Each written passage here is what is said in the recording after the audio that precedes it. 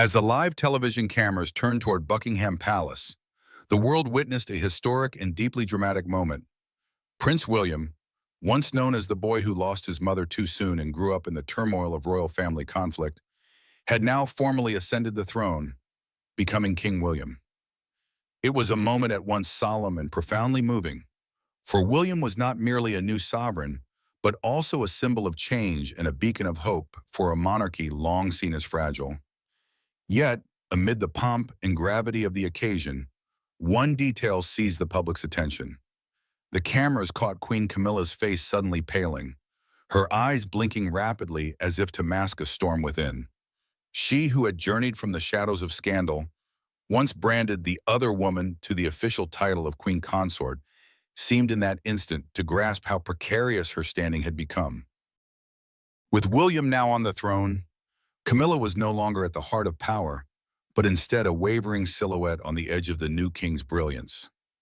That fleeting expression ignited a wave of heated debate. Was this the dawn of a new era, one in which Diana's memory, William's mother, would once again be exalted, forcing Camilla to recede into an uneasy silence? Or was that pale face a forewarning of the hidden tensions soon to erupt behind Buckingham's gilded walls? The coronation of William thus became not only a milestone of history, but also the opening act of what felt like a royal tragedy in the making. The morning of 15 October 2024 had begun in calm routine within Buckingham Palace's opulent walls. King Charles sat at his desk, signing official documents with his customary precision. Elsewhere, Queen Camilla prepared for a charity luncheon, selecting her attire with the poise she had mastered over decades in the public eye. Prince William, miles away, was immersed in meetings about an upcoming environmental summit. But as the sun rose over London, unseen forces were already stirring, poised to alter the monarchy's path forever. At 9 a.m., Sir Clive Alderton, the king's private secretary, entered Charles's study, not alone, but flanked by the Attorney General, the Lord Chancellor, and two senior members of Parliament. Their faces were grave, their stride urgent, their early arrival highly unusual. "Your Majesty," Sir Clive began, his voice low but urgent, "we have received reliable intelligence of a serious security threat to the Crown. Immediate constitutional action is required." Charles put down his pen, narrowing his eyes. "What threat?" he asked. The Attorney General stepped forward, laying a thick dossier on the desk. "A coordinated plot," he said, "involving both foreign actors and domestic collaborators. Their objective is to destabilize the monarchy by releasing highly sensitive information. The threat level is severe and imminent." Inside the dossier lay evidence of irregularities in royal financial accounts, unverified yet explosive communications with certain world leaders, and testimony that close courtiers had been leaking intelligence to hostile networks for years. The Lord Chancellor added gravely, "The Prime Minister has been briefed. Security services recommend immediate transfer of authority to the heir. It would be a temporary measure, but vital to safeguard the institution." Charles leaned back in his chair, the weight of the proposal pressing upon him. "You are asking me to abdicate," he said quietly. "Temporarily, sire," Sir Clive replied gently. "But if you remain on the throne through this crisis, the institution itself may suffer irreparable damage." All the while, Camilla remained unaware. In her dressing room, she held a sapphire brooch against a jacket, considering her choice with calm precision. To her, it was simply another day in a relentless royal calendar.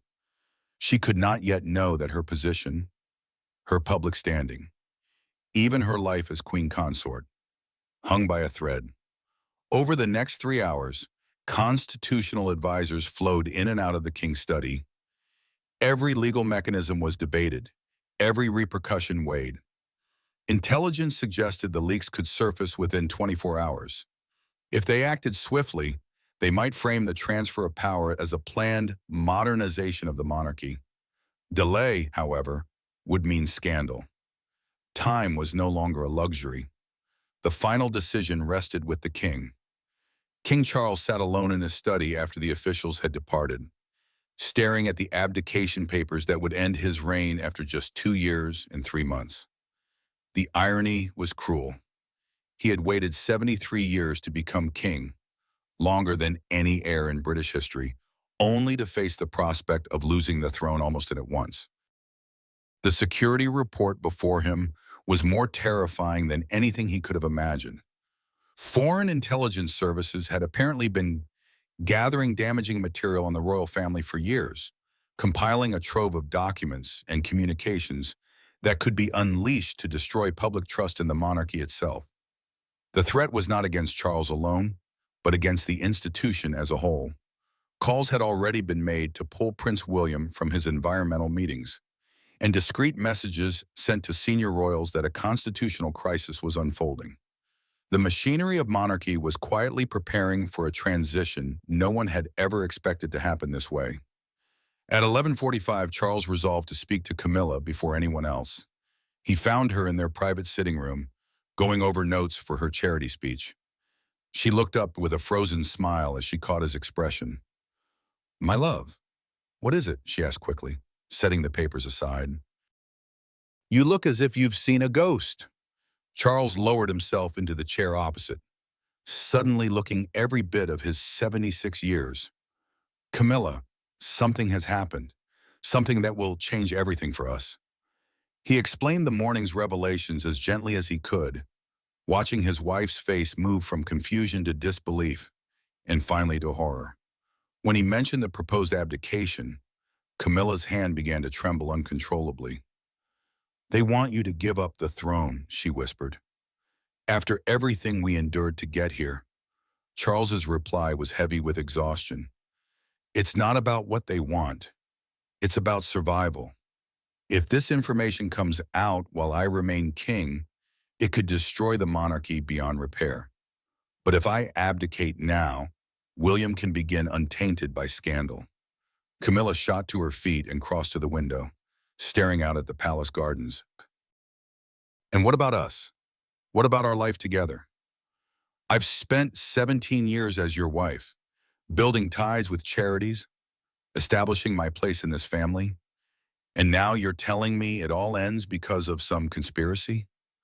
Her voice was raw with anguish. Charles knew that for Camilla, becoming queen consort had been vindication after decades of public scorn. She had finally gained acceptance and respect, only to see it stolen away by forces beyond her control. "William will need our support," Charles said softly. "This transition won't be easy for him either. He's not ready to be king." "William?" Camilla repeated, a hint of bitterness creeping into her tone. "Saint William, who can do no wrong in the public's eyes. Of course he'll be fine. He has Catherine. They are perfect children, and the blessed memory of Saint Diana to guide him." The mention of Diana made Charles flinch, but he understood his wife's pain. Camilla had fought tirelessly to step out from Diana's shadow and build a legacy of her own within the royal family. Now she was being asked to step aside once again, to make way for Diana's golden son, who had never had to fight for the public's approval as she had. Emergency summons. Prince William was in the middle of a spirited discussion on carbon emissions with environmental scientists when his private secretary appeared at the doorway, his expression immediately commanding attention. A discreet hand signal made it clear this was a royal matter that could not wait. "Gentlemen, if you'll excuse me for a moment," William said, stepping into the corridor where his secretary, James Harrison, waited, barely concealing his unease. "Sir, you must return to Buckingham Palace at once," James said quietly. "His Majesty requests your presence regarding a constitutional emergency." William felt his stomach tighten. The words constitutional emergency could mean many things, but none of them good. His grandfather's death had been handled with constitutional precision, yet this phrasing suggested something different, something unprecedented. "What kind of constitutional emergency?" William asked as they hurried towards the waiting car. "I haven't been told the details, sir. Only that the Lord Chancellor, The Attorney General and senior members of the security services are involved. The drive back to Buckingham Palace took 20 minutes, during which William's mind raced with possibilities. Was there an attack? A threat against his children? His father gravely ill? None of the scenarios he imagined prepared him for what awaited. Catherine was already at the palace when William arrived, summoned urgently from her own engagements. They met in the corridor outside the king's study, both looking anxious and unsettled. "Do you know what this is about?" Catherine asked, taking William's hand. "Whatever it is, it won't be good," William replied, just as the door opened and Sir Clive Alderton appeared. "Your Royal Highnesses, thank you for coming so quickly. His Majesty is ready to see you now." They entered to find King Charles seated behind his desk, looking older and frailer than ever before. Abdication papers lay scattered across the table, their weight immediately apparent. "William, Catherine, please sit," Charles said, his voice heavy with emotion. "I have something extraordinary to tell you, and you must understand that what I am about to say will change everything for our family." William listened in stunned silence as his father explained the security crisis, the threat to the monarchy, and the unanimous recommendation that he abdicate immediately.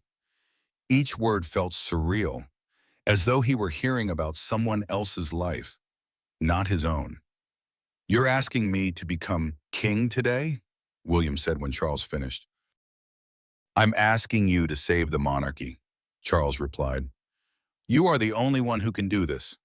William, you have the trust of the people, something I may already have lost before I had the chance to regain it." Catherine's hand tightened on William's arm, and he could feel her trembling. At 41, she had long prepared herself for the role of queen, but not for decades yet.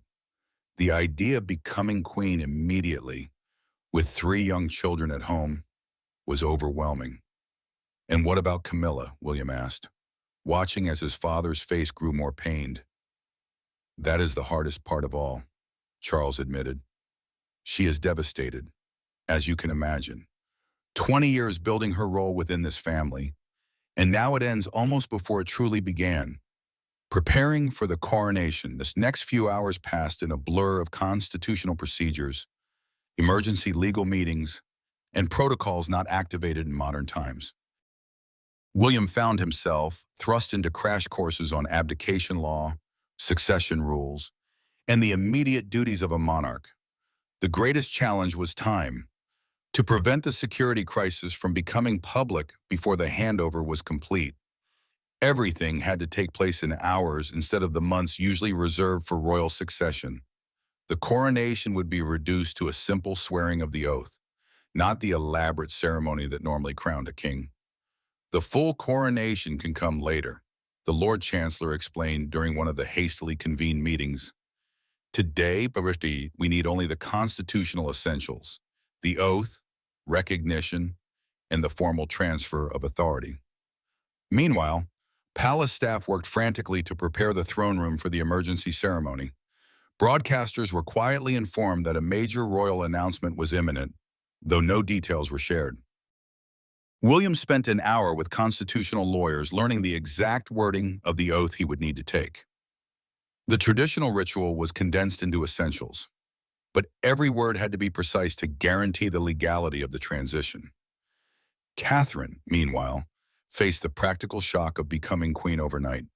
Her attendants scrambled to prepare appropriate attire for the ceremony, while her private secretary began the monumental task of clearing her schedule and preparing for the immense responsibilities of her new role. The hardest conversations were with their children. George, Charlotte, and Louis had to be told that their father was about to become king, meaning their lives would change in ways they could not yet grasp. "Will we still live at home?" George, aged 10, asked, his eyes wide with worry. "Yes, darling," Catherine reassured him, though she herself was far from certain. "Some things will change, but we will always be a family." Charlotte, 8, was more practical. "Will Daddy still help me with my homework? Daddy will always make time for what matters." William promised, hoping he could keep that vow. Louis, just 5, asked only whether this meant he would now become a prince, unaware that he already was, and that his role in the future had just grown far more important. The emotional weight of that day became unbearable for everyone involved. William could not stop thinking about how his life was about to change, how the freedom and relative privacy he once had would disappear forever. Catherine struggled with the reality that she was about to become one of the most scrutinized women in the world overnight. But perhaps no one suffered more than Camilla, who had spent the entire afternoon in her private quarters, trying to come to terms with the fact that her short reign as queen consort was about to end before most people even realized it had truly begun. The pain of a queen consort. Camilla sat in her private drawing room, surrounded by the symbols of the role she was about to lose. The official portraits taken only months earlier at Charles's coronation seemed to mock her from their frames. Invitations to state banquets, carefully planned charity events, painstakingly nurtured relationships with world leaders, all of it was about to become history, stripped of meaning. Her aide, Lady Philippa Morrison, who had been by her side for over a decade and understood better than anyone what this transition meant to Camilla, found her gazing out at the palace gardens, her face a mask of controlled despair. "Your Majesty," Philippa said softly, "the ceremony will begin in 2 hours. May I help you prepare?" Camilla turned from the window, and Philippa was shocked to see tears in her eyes. Through all the years, through scandals and public criticism, through the long journey from mistress to wife to queen consort, Philippa had never once seen Camilla cry. "Prepare for what?" Camilla asked, her voice hollow. "To watch my stepson ascend the throne while my husband is forced to give it up? To smile graciously while everything I have worked to build collapses? To support your family through an unimaginable situation," Philippa answered gently, "as you have always done." Camilla gave a bitter laugh. "Family. Do you know the irony, Philippa? I have spent 20 years proving that I belong in this family, and now I am being cast out by the very forces that once protected it." She was referring to the powerful figures who had once supported her marriage to Charles as a stabilizing factor, but who were now pushing her away from the center of the stage. "A queen is never cast out," Philippa insisted. "You are still the king's wife, still part of the family." "As what?" Camilla replied. "The former queen consort? The woman who held the title for less than 2 years? I will be a footnote in royal history, remembered only for how briefly I mattered." The pain in her voice was heartbreaking. She had endured decades of public condemnation, slowly rebuilding her reputation through charitable work and dignified public service. The role of queen consort had been her ultimate vindication, proof that she had earned her place in the royal family through perseverance and devotion. Now even that vindication was being taken from her, not because of any fault of her own, but because of circumstances entirely beyond her control. The security crisis that threatened Charles had nothing to do with her, yet she was paying the price. "The public will understand," Philippa said, though both of them knew that public sympathy was never guaranteed. "Will they?" Camilla rose and began pacing, her composure finally breaking. "Or will they see this as proof that I was never truly fit to be queen? That Diana's son was always destined to restore the monarchy to its rightful course?" The name Diana lingered between them. Even in death, Diana's presence overshadowed every aspect of Camilla's royal role. The comparisons were unavoidable and painful. Diana had been the queen of hearts in the eyes of the people, while Camilla had fought for years simply to achieve basic acceptance. And now William, Diana's golden boy, was stepping up to save the monarchy. While Camilla slipped back into the shadows, she thought she had escaped. "I need to prepare my dress for the ceremony," Camilla finally said, her voice regaining a trace of its usual control. "Whatever happens next, I will not allow them to see me fall apart in public." The ceremony begins. The throne room at Buckingham Palace had been transformed with astonishing speed into a setting fit for an emergency coronation. Representatives from Parliament, the Church of England, and the Commonwealth had been hastily gathered to witness this unprecedented transfer of power. William stood in the anteroom, adjusting the ceremonial robes that had been quickly altered to fit him. The weight of the fabric was nothing compared to the responsibility about to be placed on his shoulders. In less than an hour, he would become King of the United Kingdom and 15 Commonwealth realms, Supreme Governor of the Church of England, and Commander-in-Chief of the Armed Forces. "Are you ready?" the Archbishop of Canterbury asked, summoned from a conference in York to conduct the shortened service. "As ready as anyone can be for this," William replied, his voice calm, though his mind was in turmoil.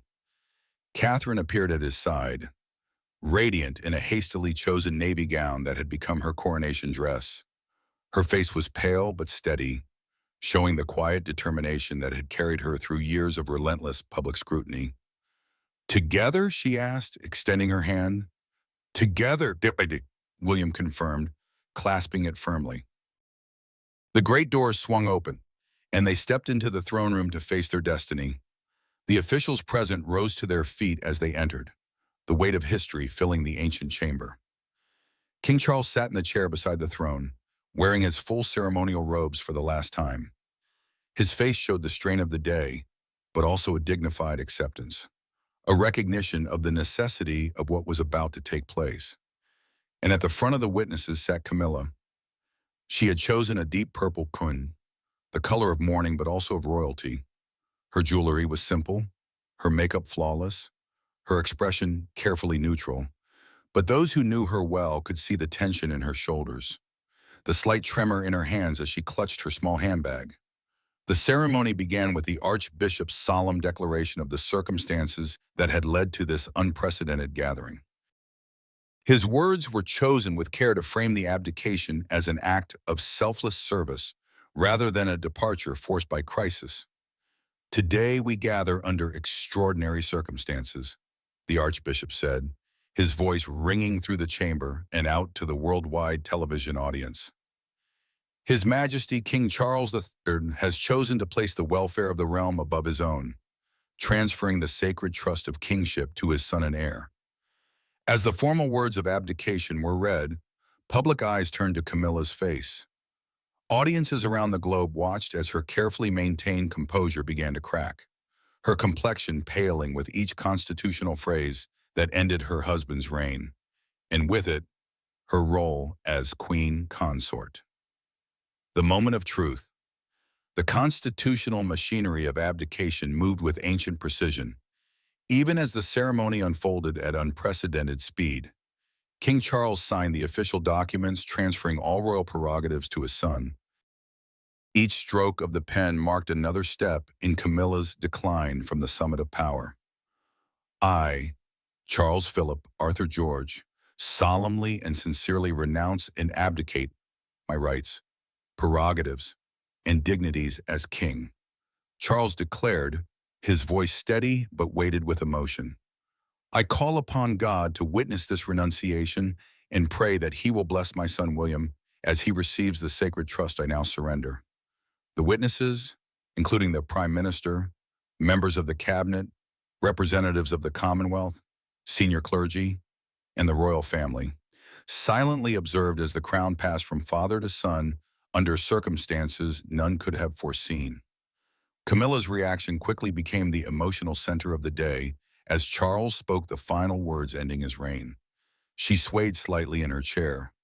Lady Philippa, seated beside her, discreetly steadied her while keeping a calm face for the cameras. The color had drained from Camilla's face, leaving her pale against the deep purple of her dress. Her hands trembled as she watched her husband surrender the crown he had waited 73 years to claim, and with it, her own brief moment as the most exalted woman in the kingdom. As William stepped forward to take the oath, Camilla's composure fractured. A single tear slid down her cheek, quickly brushed away, but not before the cameras captured it for history. "William Arthur Philip Lewis," the Archbishop intoned, his voice resounding through the throne room. "Do you solemnly promise and swear to govern the peoples of the United Kingdom, Northern Ireland, and of your other realms and territories according to their laws and customs?" "I solemnly promise to do so, no," William replied, his voice calm and resolute. Camilla watched the boy she had known since he was 15 become the king she must now serve, no longer an equal in rank. The most painful moment came when the crown was placed upon William's head. It was a simplified version of coronations past, yet its symbolism was immense. At 41, William Arthur Philip Lewis became King William V. Camilla Parker Bowles became once again the wife of a former king. The transition was completed as the officials proclaimed, "God save the king." Their voices echoed through the throne room and across the world via television. Catherine maintained perfect regal composure, though a flicker of strain crossed her face as her husband accepted the burden neither of them had expected for decades. As the ceremony concluded and William prepared to address the nation, Camilla sat motionless. Within 8 hours, she had gone from queen consort to former queen consort, from the second most important woman in Britain to a supporting figure in another's reign. Aftermath, the immediate aftermath of the emergency coronation was a controlled chaos. Palace officials scrambled to manage the unprecedented situation, while broadcasters across the globe cut into regular programming to cover the unfolding drama at Buckingham Palace. King William V's first act was to address the nation from the throne room, still clad in his coronation robes. The speech, hastily drafted but delivered with composure and authority, sought to reassure a bewildered public about the monarchy's stability. "My father's decision to abdicate was made in the best interests of the nation and the Commonwealth," William declared. "I accept the sacred trust of kingship with humility and resolve, pledging to serve the people with the devotion that has defined the British monarchy for over 1,000 years." As William spoke, Camilla remained seated, frozen in shock. The image of her stepson ascending the throne while she lost her royal standing had visibly shaken her. Lady Philippa and several attendants formed a protective screen to shield her from the cameras. The woman who had fought for decades to be accepted and to hold a place now faced the reality that both had vanished in a single afternoon. The practical consequences were immediate. Camilla's official engagements were canceled or reassigned, her patronages transferred to others, and her household staff reorganized. The life she had built as queen consort was unraveling before her eyes. Meanwhile, Catherine adjusted to the sudden elevation from Princess of Wales to queen consort. Unlike Camilla's gradual journey, her new role came without warning or preparation. A private secretary gently reminded her of the urgent changes in schedule and responsibilities. Catherine nodded, but kept her focus on William, who was surrounded by advisors as he began his reign. The man she had married 13 years earlier was now King of the United Kingdom, and the future of their family had changed in an instant. The royal children were kept from the ceremony, deemed too young to grasp its significance. Soon they would have to be told that their father was now king, their mother queen, and their lives would be forever altered. International reactions came swiftly. World leaders sent messages of support, and constitutional scholars appeared on television to explain the unusual nature of an abdication and emergency coronation. The speed of the transition left little room for diplomatic protocol, creating uncertainty about foreign governments' responses. Yet the most poignant reaction came from the British public. Social media overflowed with shock, anxiety, and sympathy for both the new king and the former queen consort. The hashtag Camilla's Pain trended for days as people expressed empathy for the woman whose decades-long struggle for a place in the monarchy had ended in a single heartbreaking afternoon. A new reality. 6 months after the emergency coronation, the royal family had settled into their new roles with the resilience that had carried the Windsors through centuries of upheaval. King William V quickly proved himself a capable and popular monarch, while Queen Catherine assumed her new duties with grace and focus. The security crisis that had triggered the abdication was resolved through careful diplomacy and enhanced intelligence cooperation. The threat to the monarchy was neutralized. But the damage to Charles's reign could not be undone. History would remember him as the king who placed the survival of the crown above personal ambition. Charles adapted to life as a former monarch with surprising ease. He devoted himself to charitable work and environmental causes, appearing lighter and more at peace without the weight of the throne. For Camilla, however, the transition was far more painful. To go from queen consort to former queen consort was devastating. The loss of status was bitter, but the loss of purpose cut deeper still. For 2 years, she had poured herself into the role, building relationships with charities, launching initiatives of her own, and finally winning the respect she had sought for decades.